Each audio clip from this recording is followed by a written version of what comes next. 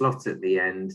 But Linda, would you like to take this opportunity to tell everyone about your latest research piece and see if they can help? Brilliant, thank you, Toby. And yes, glad I can slot in at the start. So hi everybody. I just wanted to come today. I've been to a few of your meetings. I just wanted to come today to introduce myself and introduce the work that I'm doing with West London Trust. I'm Linda from Future Bright. My background is very much in community support and development and health and wellbeing. And I'm currently working with West London Trust to review and develop their service user and carer engagement. So there are three main areas for this work. The first piece of work is looking at their service user and carer experience work that they're doing. And they're doing lots of work in this area. So we want to build on those areas of good practice and understand what's happening already. Look at if there are any gaps or where the gaps are, and then look at ways to increase opportunities for us all to engage. Then we're also reviewing looking at the co-production and partnership strategy, which was developed a few years ago, and which the review should have started at the end of last year. So we're just picking that up now. We want to use the current strategy as a baseline for our conversations and look at what's worked well and where the successes are, and also build on those, but then also look at where there were any challenges or where those areas could be developed. And then the third piece of work is developing a carer's asset register or a skills register.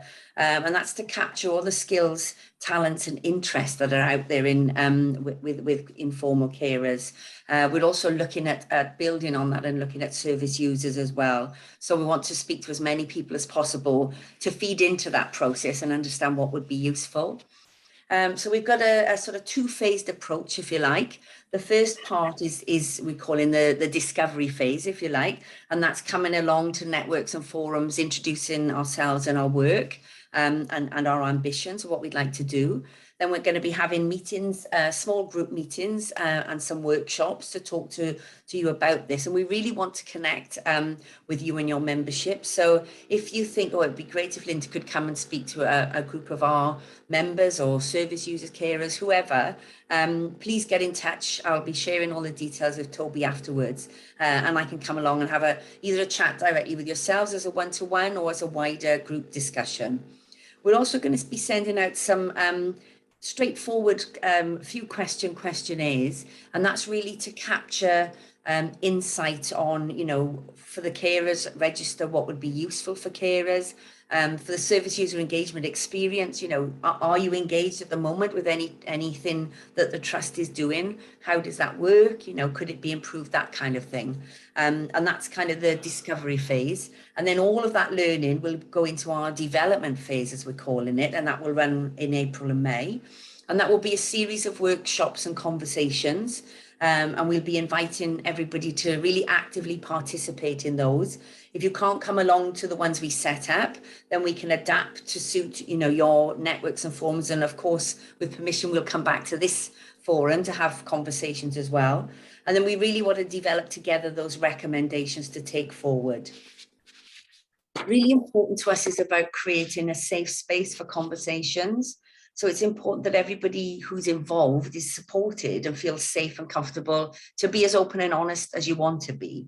You don't want to have to worry about if you say something, there's repercussions or anything like that. Everything is treated as confidential. We'll agree all our boundaries and structures for engagement, if you like, before we start.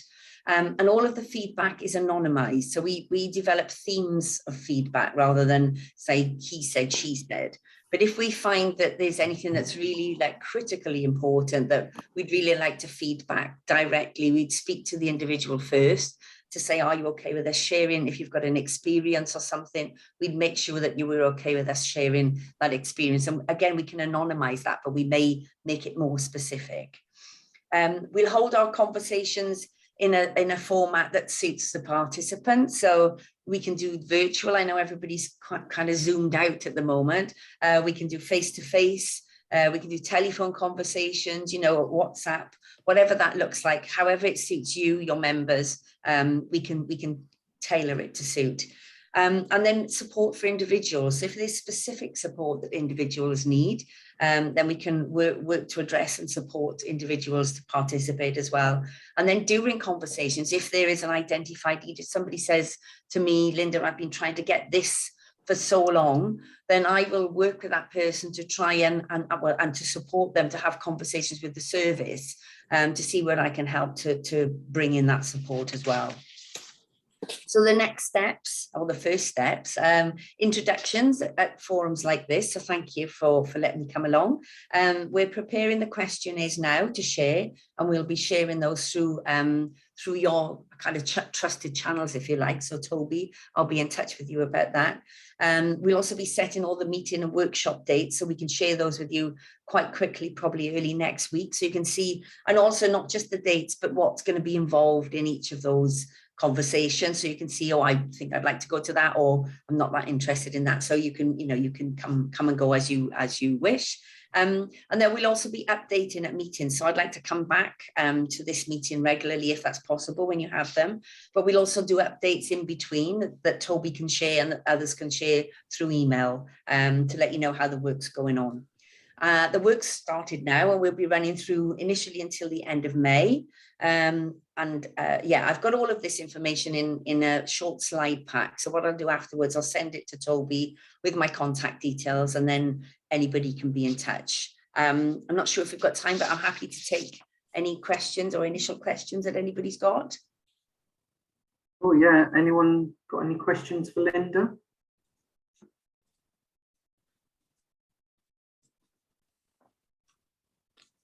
Doesn't look like it at this stage, but I will send around your contact details. But if you just want to put your email in the chat for the time being, if you'd like to, Linda, that would be great. And if I can stay for your meeting, I'd love to stay and have a listen in. So if that's all right with everybody. Of course. Brilliant, thank you. Okay, thanks. Right, so now we're going to move on to, I can't seem to see Daniel on the call with the Mint update, but not to worry. Let's move on to Maria, who's going to give us an update about the Jasmine project. I will. Hello, everyone. Yes, my name is Maria. I actually can share my screen as well, if that's okay. Can I? Of course. Yeah, okay. Of course. Check if I'm getting it. Yeah, it should be here. Okay. Just going to get them. 1 second. Sorry about that. PowerPoint. Okay. So I'm coordinating the Jasmine project for each counseling and support. I started in November, and currently we're accepting new referrals. So 1 second, I'm trying to get this right. Okay. Yeah, that looks better, I guess. Yeah. So I'll just say for who it's for. It is a women-only project for women who are 18 years or older. And we offer counseling. Primarily, it's counseling, one-to-one counseling that we offer. But we also have a group program. So we offer therapeutic group support, different groups around the focus around substance misuse or domestic violence or mental health. And also just like a drop-in for any kind of psychological, emotional support. And at the moment, we have 4 groups running every week, but there will be 6 groups at some point, quite soon. And the course of counseling is usually for 12 weeks, but it can be extended. So it can go up to 21 weeks if necessary, if we see that the client is motivated to actually really, if they've already reduced drinking and or using drugs and they want to abstain, or they're about to cut down even more, then, and they're at the crucial point, basically, then we would definitely extend. So it depends. It's all very client-led, person-centered, of course. And as I say here, the groups can be attended in conjunction with counseling or afterwards as well. And peer support is available too. So a little bit about the referral criteria outlined here. For women who have substance misuse issues, as I just said, or have in the past. So we accept referrals for women who are currently using, or where this issue has been an issue in the past and they have been recovered or are in recovery. Because as we know, they might be in recovery for the last 2 or 3 years, for example, but there is always a risk of relapse in a way.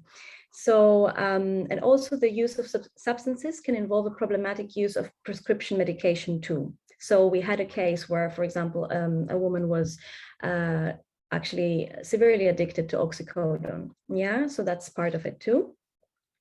And all other street drugs, illicit drugs, of course, from cannabis, problematic use of cannabis to crack, cocaine, heroin, amphetamine, methamphetamine, all the stuff. And so in terms of mental health, we support women who have moderate mental health issues. Of course, we wouldn't be able to go into and support the severe or high risk presentations. And I'm also saying here, we are unable to accept referrals where the individual has attempted suicide within the last 3 months. So that's we won't be able to take the woman on. And we also work for or support women who have either in the past again or currently are experiencing issues around domestic abuse or sexual abuse.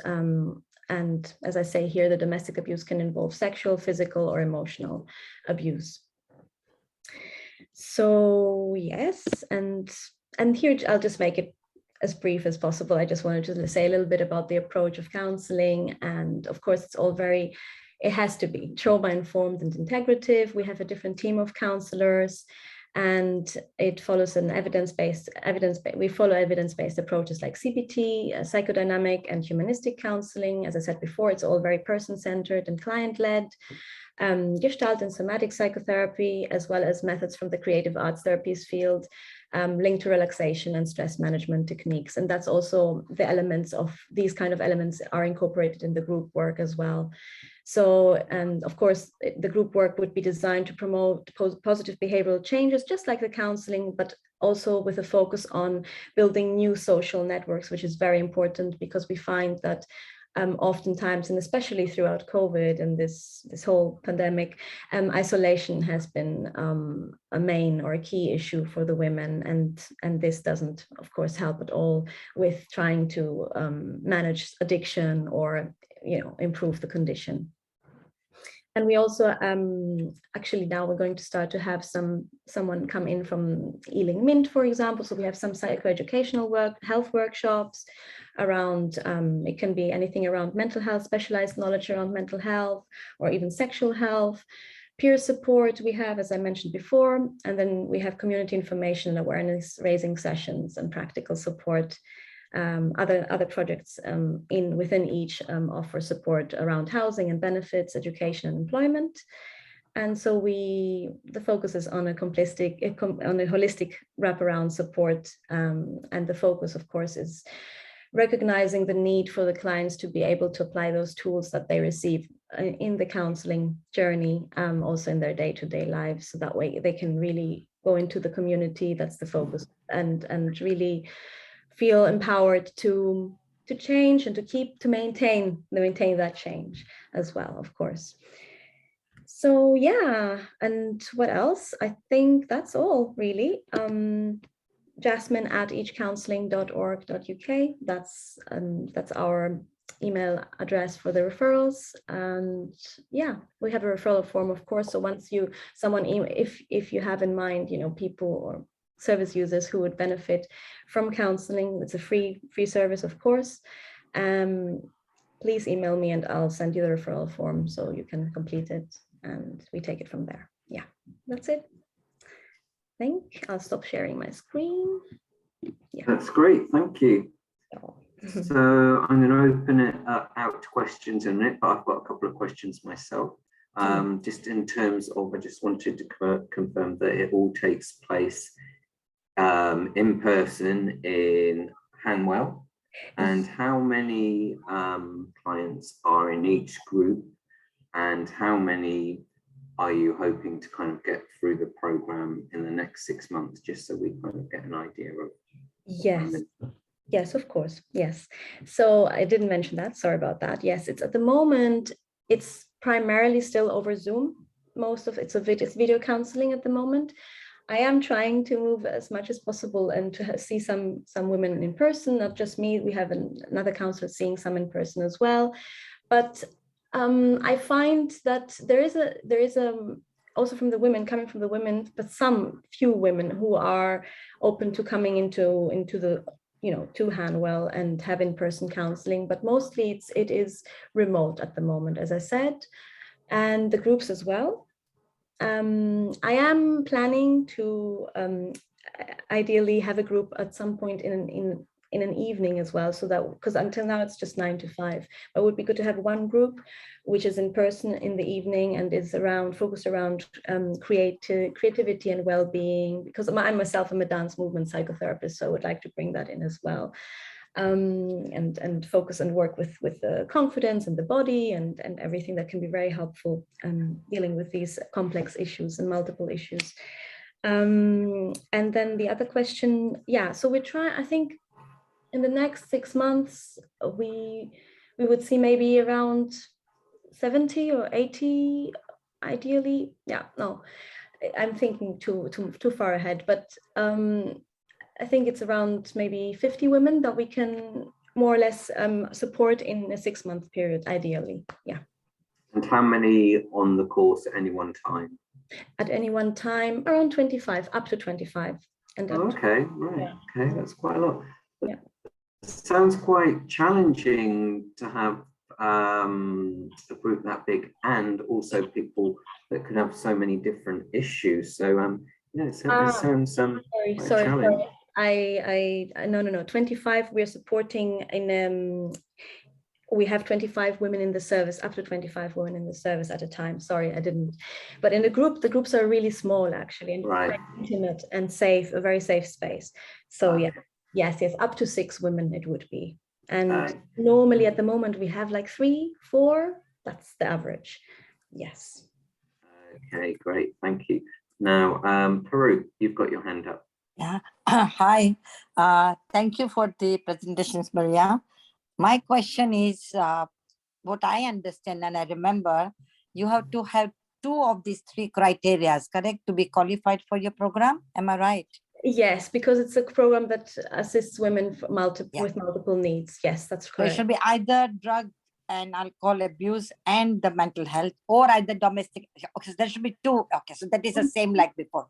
Thank you. Thank you, Maria. Thank you. Okay.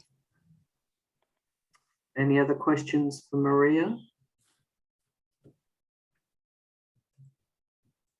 Does sound interesting.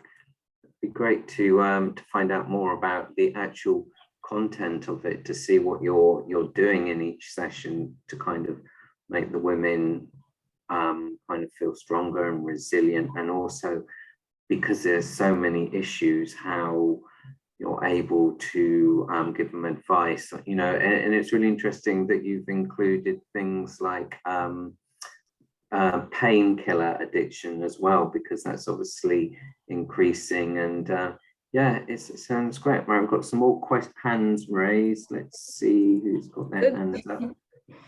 I can't see it. Says, let's have a look. Oh, here we go. Maggie, you've got your hand up. Hi Maria, I just wanted to check, like, if we were to refer someone to you now, how soon might they get onto the course? Is there a big waiting list or? Good question. No, not really. I think it should be within 3 weeks to a month, up to a month. Yeah, because I've got a particular person I'm thinking of that I would like to email you the details that would fit those 2 criteria, 2 of those 3, that really need some help. So I think it would be really good. Okay, yes, please do send her through. Thank you. Yeah. Bianca, you've got your hand up. Hi, Maria. I just wanted to ask if your work essentially is alongside maybe doctors and people in those professions, because with some addictions such as alcohol, it's quite hard for somebody to just stop coming off alcohol if they have been serially addicted to this. So how do you kind of work or navigate with the different levels of addiction?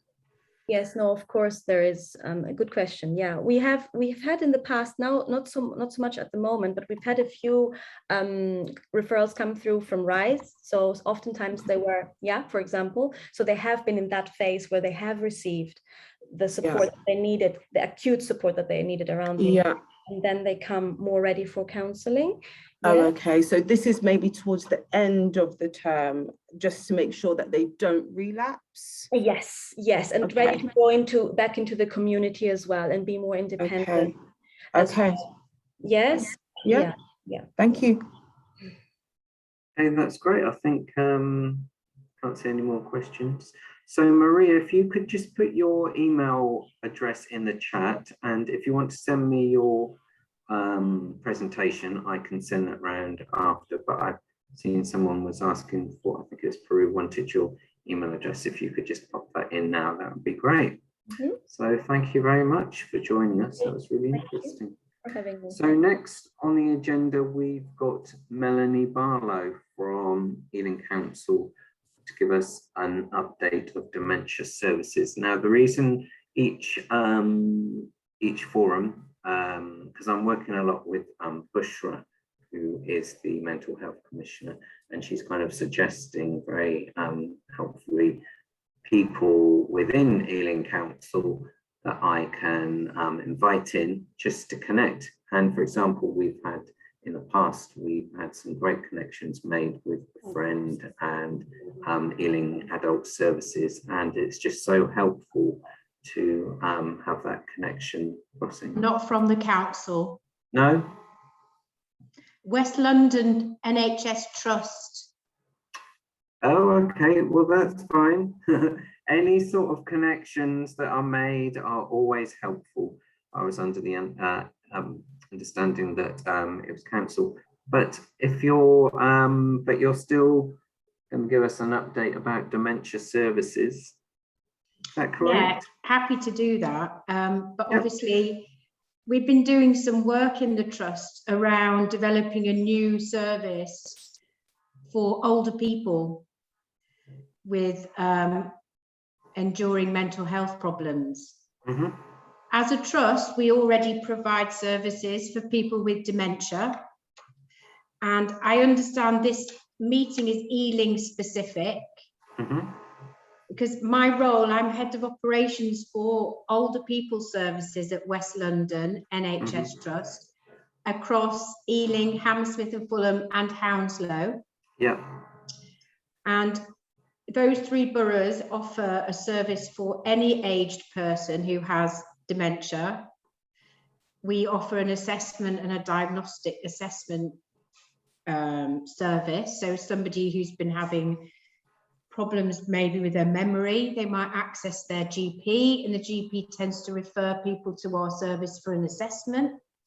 And then we may or may not proceed to offer medication or a variety of different treatments, including group work, cognitive behaviour therapy, that sort of thing, and support people through all different stages of dementia. We have in each borough a link worker service associated next to the PCNs, where once we've assessed and diagnosed and stabilised somebody on treatment, we would then transfer them to the link worker services. And in Ealing, that's run by Dementia Concern Ealing.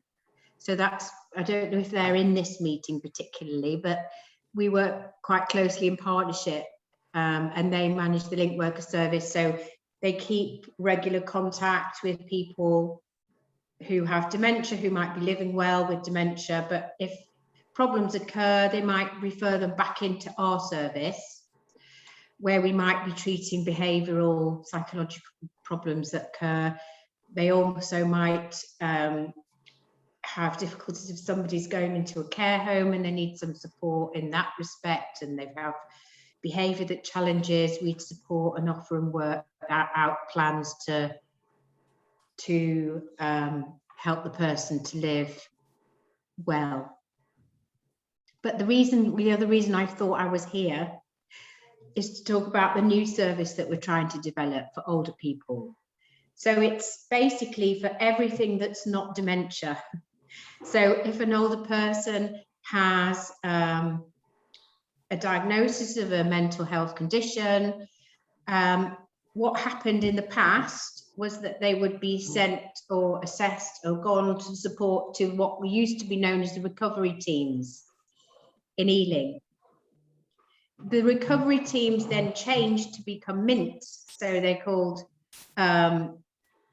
integrated network teams, and they've taken off, and they're offered in each locality now, and there's 3 of them in Ealing, I think. But what was felt was that older people might have slightly separate needs and they might have been overlooked. So what the older person service has been tasked with is to develop that offer of service for patients who might not be in the severe end of their condition, but they might be mild to severe.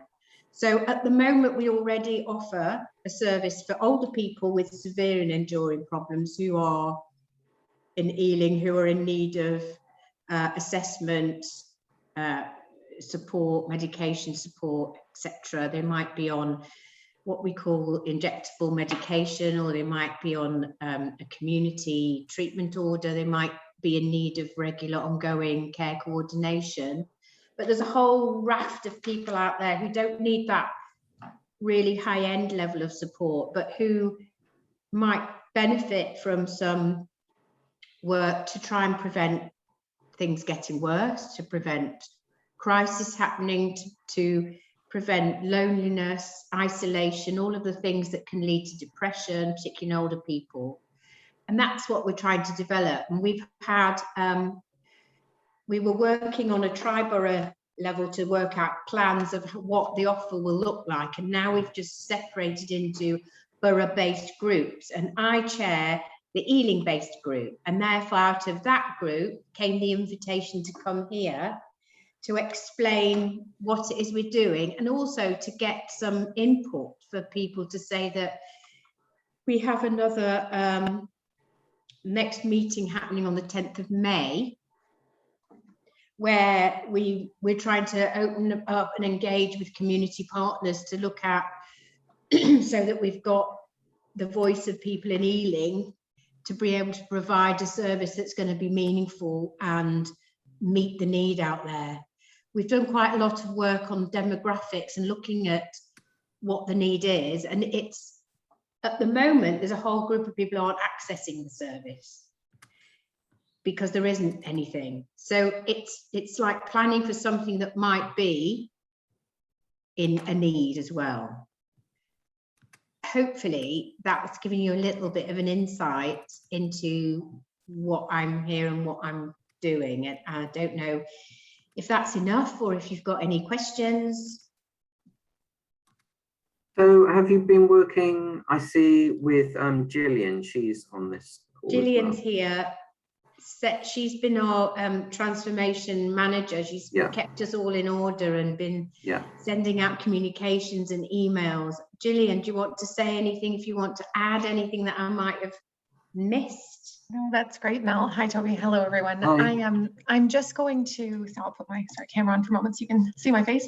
I'm going to put my contact details in the chat. So if there's anyone that's interested in attending the next reference group on the 10th of May, please send me an email and I'm happy to send the invite, and please share widely with your circles.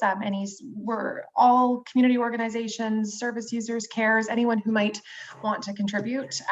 Please feel free to forward the link. So that's the 10th of May at 1 p.m. It's a 1-hour session and we'll meet regularly from there. But I'll send my details in the chat, and please send me an email if you'd like the invite to be sent through. Thanks, everyone. Thanks, Mel. The other thing that we're trying to do is a mapping exercise. Now, lots of different groups try to do lots of different mapping, but for older people, what we're really interested in is getting a good idea and what's on offer at the moment in Ealing. And I wonder if anyone holds such a thing. And if they do, we don't have to reinvent the wheel, but we can add to it. And I'm wondering if anyone can guide me in the right direction to say, oh, there's our Ealing map. Done. Is there such a thing? So I'm going to ask a very basic question. What age constitutes an older person? You see, you're only as old as you feel, aren't you? But in technical terms, it's 70 plus. 70. So I'm thinking straight away, have you been connecting with Ealing Centre for Independent Living, and of course Age UK? Yeah, I'm sure are these all the people that you've already contacted? And yeah, Absolutely. I see Linda's got her hand up. So yeah, Linda, do you want to come in? Yeah, just quickly, hi, and yes, as we're working with the trust as well, it would be good to have a conversation separately to say, this is what you were doing, what are we doing, to share our resources rather than be going off in sort of working alongside each other but not knowing each other. So I'll get in touch after the meeting and we can have a chat. That's great. I was thinking you two would be good allies. This is what it's all about, really, isn't it? Bringing people together when they're going along similar lines. But yeah, I'm just thinking about, is there mapping out there already? Yeah, I will have a think on that, Melanie, and get back to you, because yeah, sometimes you just need a bit of networking to find that people have already formulated this information. My other thoughts about in a few months' time, when you've kind of formulated your service, and it's going to be really worthwhile talking to social prescribers. And again, Linda, this is going to help you. I think we mentioned it as well. They are very instrumental, and there's a forum at Ealing Town Hall in person on morning of 28th of April, and they will be so good. Any sort of wanting to connect to service users or inform them of any other updates, because when people go to doctors, they are given directed a lot of the time to social prescribers, who then spend more time with them, and they tell them about the wider landscape, what else is out there, including voluntary sector services. So yeah, I'm thinking social prescribers further down the line are going to be very instrumental as well. So we must bear them in mind. But does anyone have any other questions for Melanie?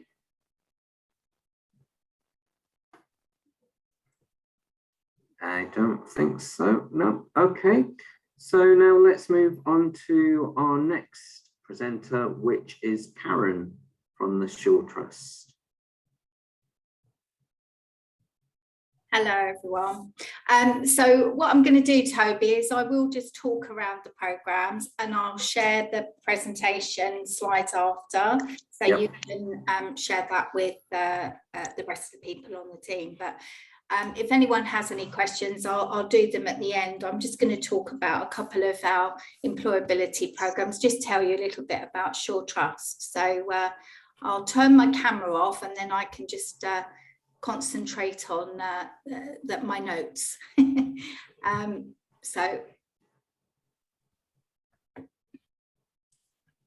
Okay, so just to sort of give you a little bit of background in terms of Shaw Trust, we are a national charity that supports people to be the best that they can be.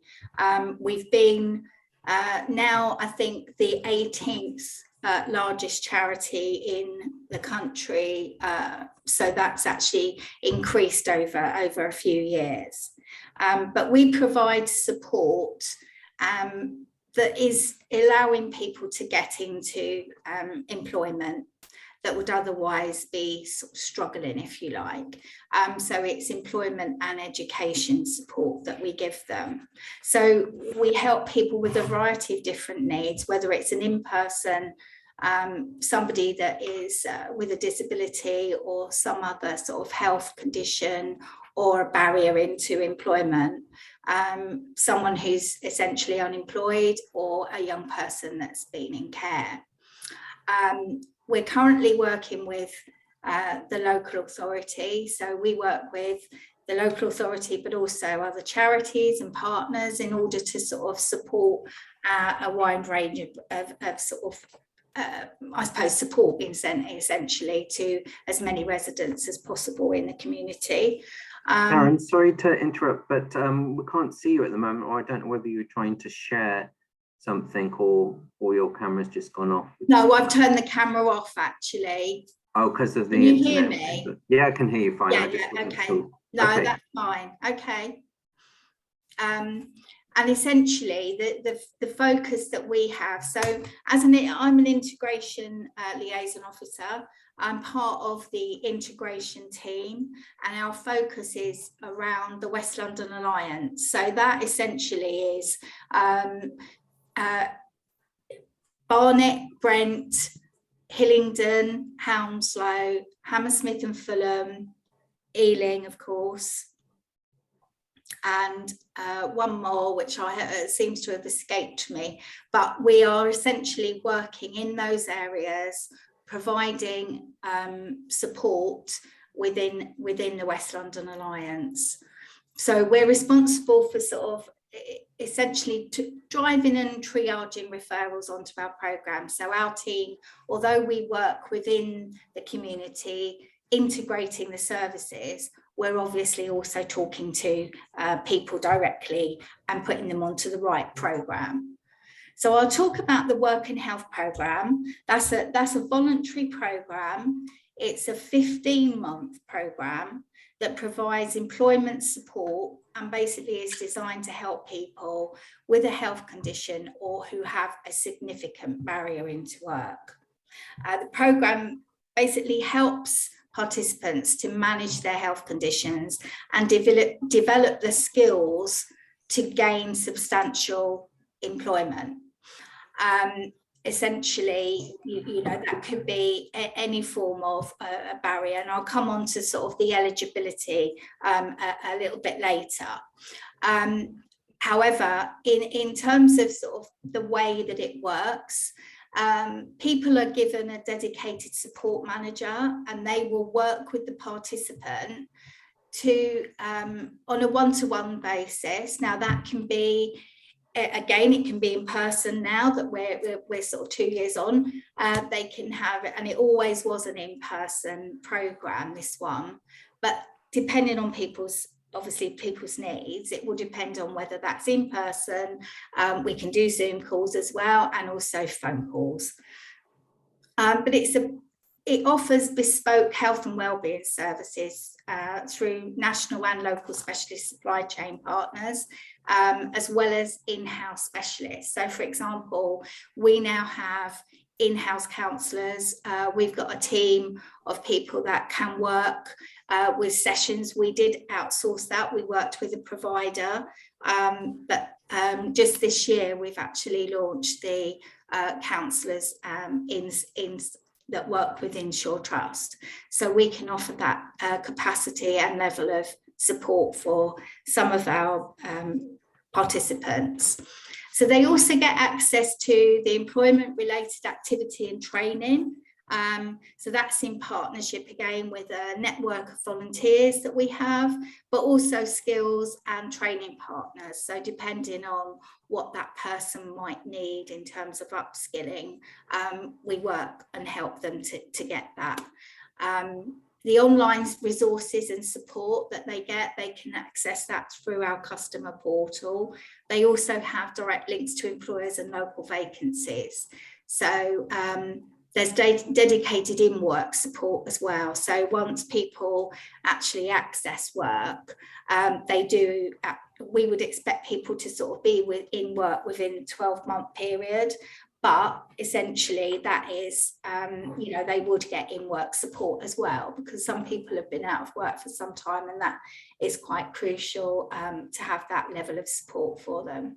So this particular eligibility for the Work and Health programme, so it covers things like care leavers, it covers people that have been carers, are carers, ex-offenders, maybe somebody that's at risk of becoming homeless. There's a whole raft of people that you know, have some form of barrier sometimes into work, and we hope that we can help them through the Work and Health programme. And obviously, primarily, a lot of the people that we do work with are working age adults with mental health conditions that are known to secondary care services. So that's obviously an area that we're very focused on. Refugees, victims of domestic violence. So as I say, I'll send around the slides that I'm working from, and then you can actually access that. And if anyone wants to contact me directly, they can.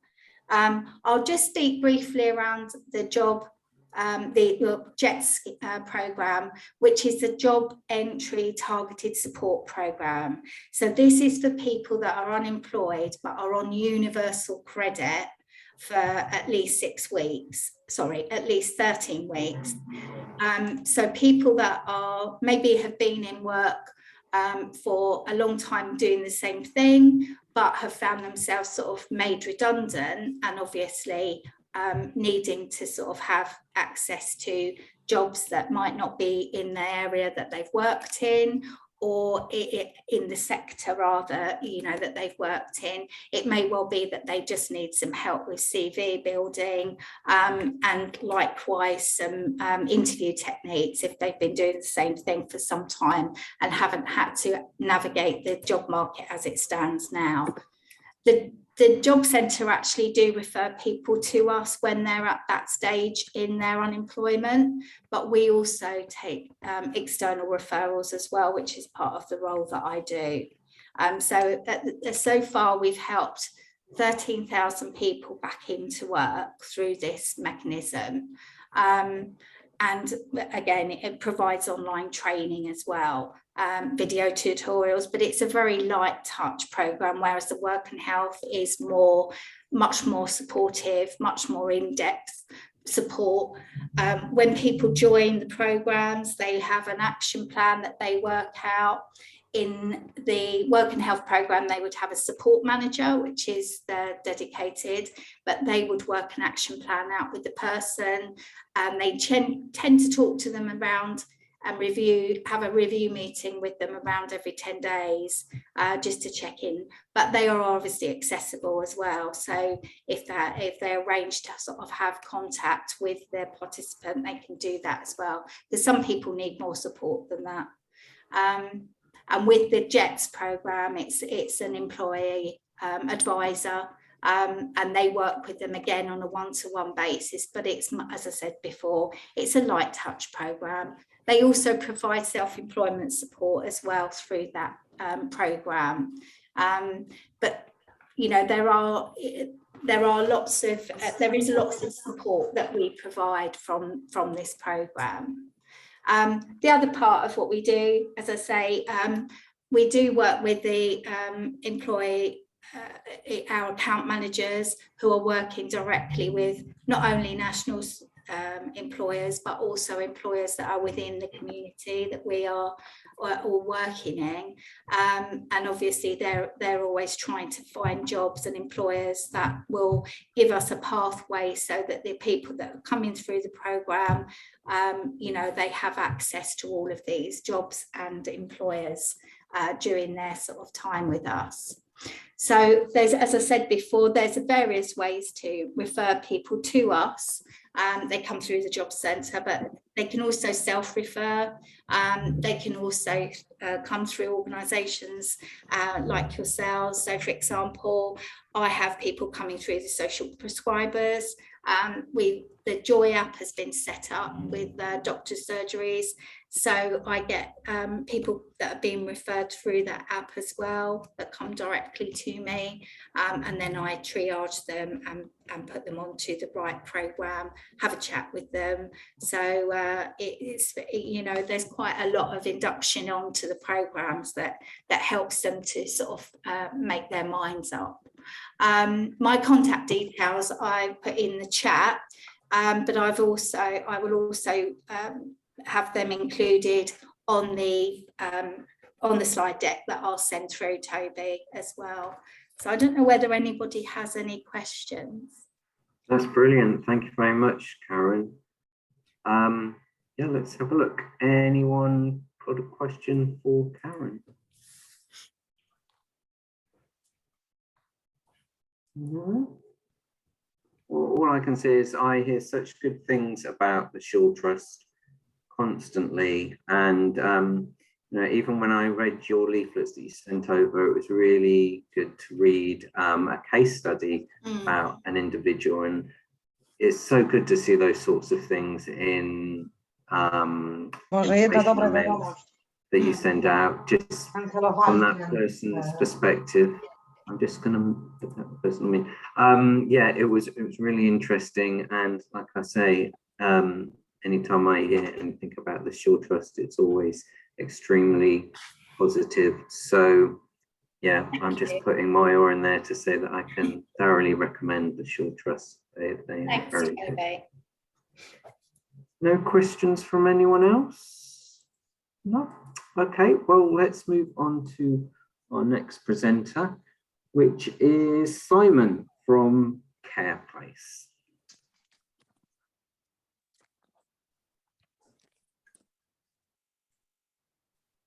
Simon, I can see you on the call. Sorry, bear with me. You were buried under a massive Windows that I was I was working on. I couldn't find you. Hi, everybody. Yes, sorry, let me just come and say hello.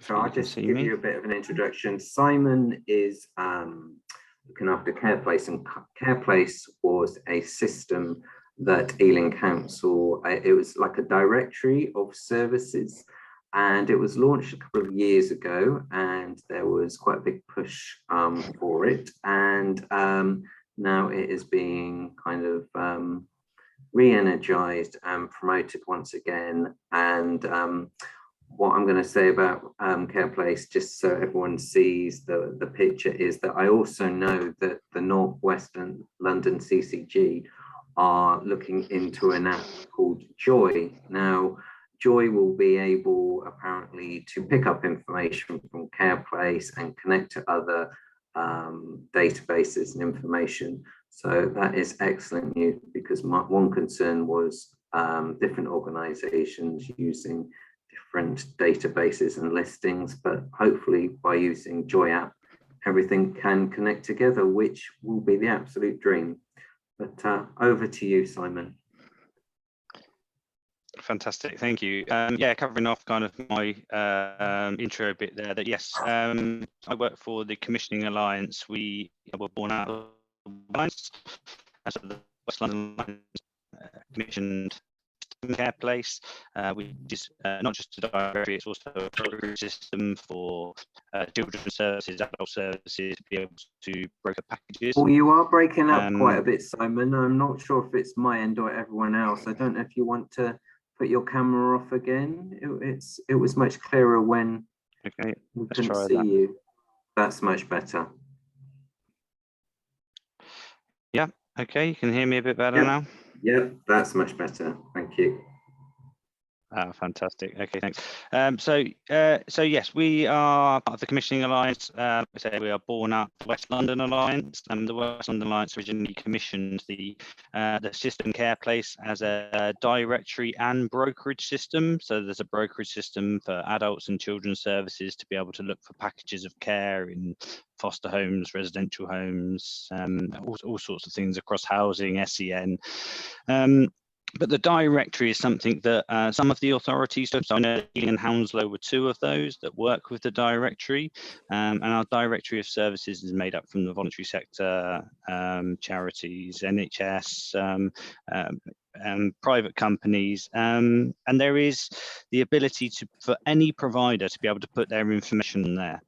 What we also want to do, because like we said, and you mentioned other directories and things being set up, there are a lot of different services that come up with ideas. And what we want to do is promote Care Place as that single place. So anyone hears conversations about new directories wanting to be set up, point them in my direction, please do. The more we can get onto one system, the better. We can link to other directories as well. The directories are welcome to come on and put pages on there so that we link that information to them. And just to point out to the third local authority colleagues on the call that Care Place is owned by the West London Alliance, so it is owned by our members. So you don't have to pay any additional funds. If you've already signed up to the directory, which most West London authorities have, they are able to use that and manage that themselves at no extra cost to them. So there's no extra commissioning cost, there's no design cost and build cost, which often these new directories have. The reason come about because we're trying to encourage the different sectors that we work with to put profile there to make it more useful for service users. So again, if anyone is part of any group that they want me to come along, and this is one of those I've been invited to today to come along to promote the use of CarePlace to different markets, different sectors, different providers. We'll be running training sessions through Ealing as well for how to set up profiles with providers. Those are happening next to those happening where providers will come along and set their profiles up, manage their profiles. So that's really just a quick overview of who we are and what we do. But yes, if anyone's got any further questions about the system and about the directory, please do direct your emails towards me and I'll put my email and chat to you to be able to do that. Thanks, Simon. I don't know about everyone else, but even when you took your camera off, it was still breaking up quite a bit. So I only picked out a few bits, but hopefully everyone else was able to hear that. Anyone got any questions for Simon regarding CarePlace? No, I don't think so. Okay, well, maybe if in a few months' time as things progress, if you want to come back again, Simon, to give us an update, or if you'd like us to distribute any more information about CarePlace, then just let us know and we can do that. Okay, thank you. So, oh yeah, some other people couldn't hear. I'm just seeing the messages. That's a shame. Never mind. Maybe Simon can come back another time, perhaps. Next on the agenda is, well, myself and Bianca have been working together to think about Mental Health Awareness Month, which is going to be in May. Now, in the past, well, pre-lockdown, which seems like a lifetime away, I remember, and this is when we used to meet in person, and we were working with Transport for London, and we were thinking about suicide prevention because there is a lot of suicides at Ealing Broadway and Southall train station. And we were going to invite some people along and their dogs to try and invite people, get some attention and hand out information about mental health services. And then COVID hit, and of course we couldn't do that any longer. But since then, Ealing and Hounslow CBS have moved into West Ealing Library, which gives us a great opportunity to run any sort of events or workshops in the front of the library. And yeah, Bianca thought up some ideas, and so she was just going to run past everyone just to see what everyone thought. So Bianca, do you want to chat through those? Hi, yeah, hi everyone. So we had some ideas for events that can be held in West Ealing Library for Mental Health Week. We thought of 2 workshops. We're quite fortunate in West Ealing Library that we have a yoga instructor and also somebody that comes in to deliver well-being and wellness. So we thought it would be quite great to incorporate those in that week. We also have really good volunteers. So we thought another good thing would be to incorporate 2 workshops that kind of outline what is mental health, just so that we can touch the basics with people, just so that they can identify if they are feeling stressed, if they're feeling overwhelmed, and have an idea of what those things could lead to, and also further take advantage of the well-being and wellness teacher that we have here at the library. As Toby just mentioned, he was going to do something with TfL. Luckily, we've just created another partnership with TfL and a few ambassadors. So we can look into maybe being at the train stations, actually making that happen, because that is right. A lot of suicides do happen at both Ealing and Hanwell. And then I'm not sure if everybody is aware, but there's been a new West Ealing train station kind of renovated and redone. So maybe that's another option that we can look at in terms of prevention. Lastly, another great partnership that we have here at West Ealing Library is with Learn Ealing. They run a few story times here on a Tuesday morning. So I thought it would be quite great, actually, if we could get the lady that runs that to maybe do something with the parents and families that come in for those workshops in that week. Just to, I think, we don't want to go too heavy because we are in a library and people do come here to access different services, but we do also want to highlight that mental health is a real thing, especially since COVID lockdown. I think people have really started to realize how their mental health can be affected just from work, just day to day. So we kind of want to highlight that.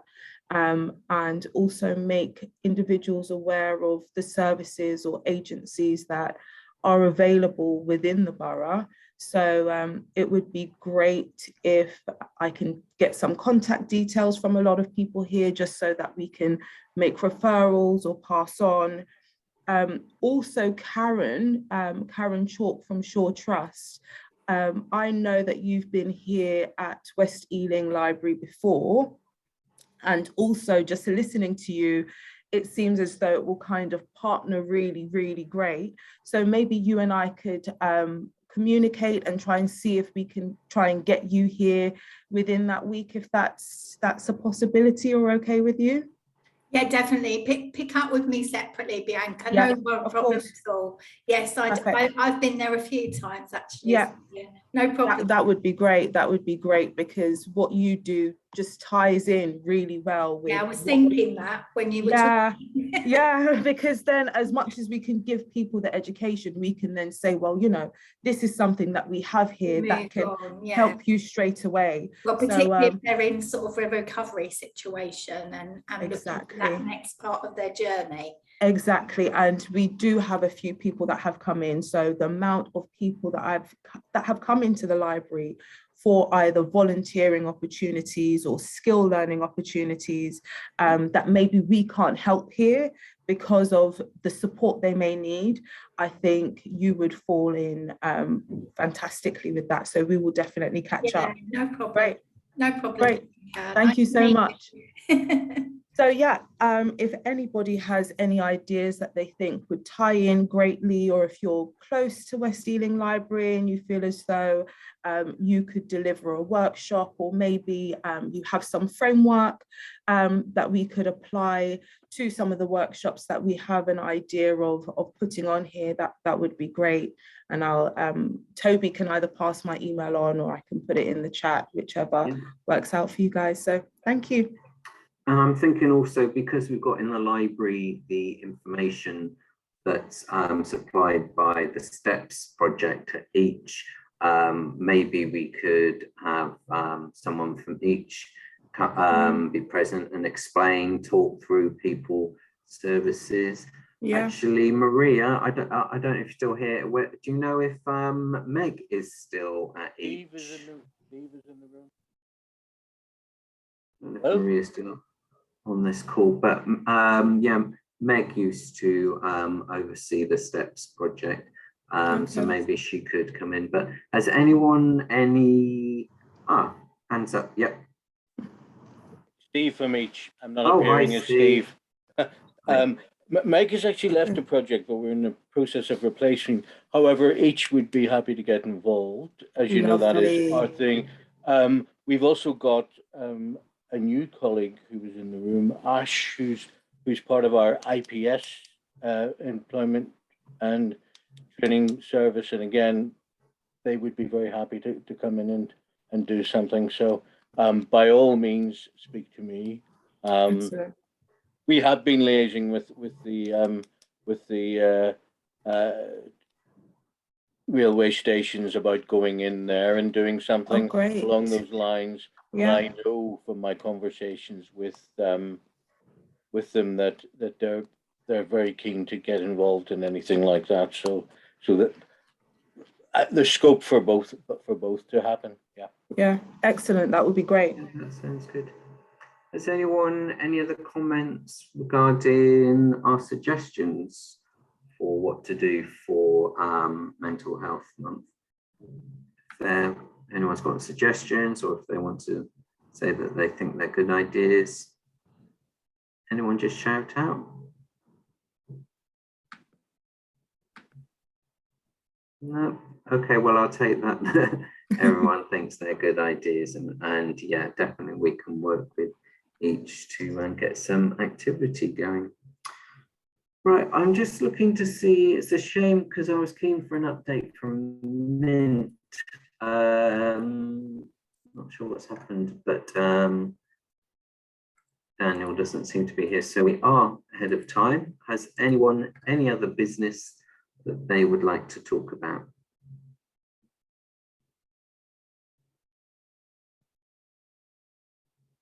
Don't think so. So that means we finish a bit early this month, but thank you all for joining, and I will send around the details of everyone who spoke today and any relevant information, and I will look forward to seeing everyone at the next forum at the end of April.